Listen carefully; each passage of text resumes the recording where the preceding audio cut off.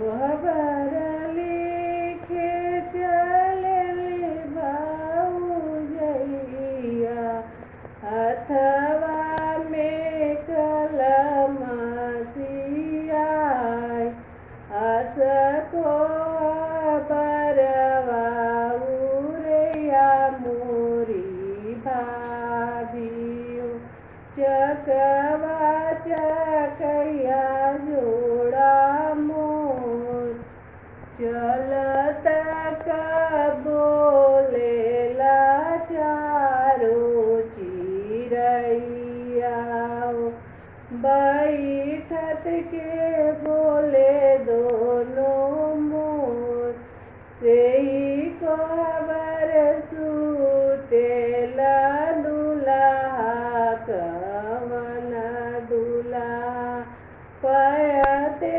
कवन सुहवारान,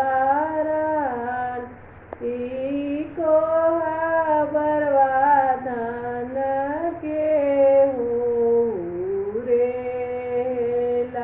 पोके मैले गोदई जादान, ईको बरवा प्रभुजी भाभी उरेली, भैया के प्राणयधार,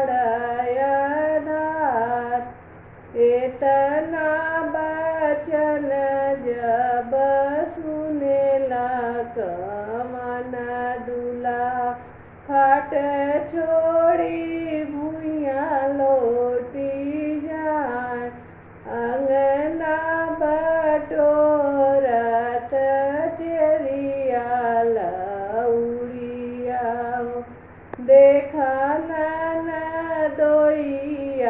छछन, कवन करिया छछुनर तोहू बड़ा ननदोइया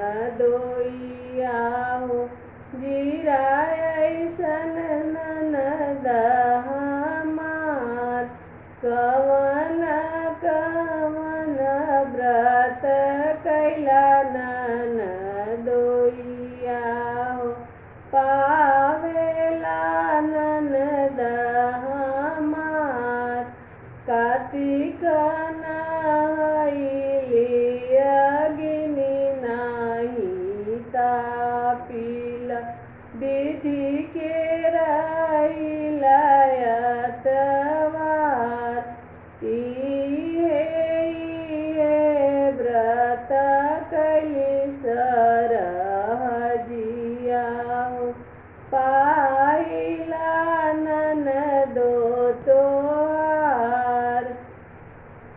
नमस्ते, प्रणाम, हर हर महादेव। आप लोग को मेरा गाना कैसा लगा? अच्छा लगा तो लाइक, कमेंट, शेयर, सब्सक्राइब करना न भूलें। Thank you.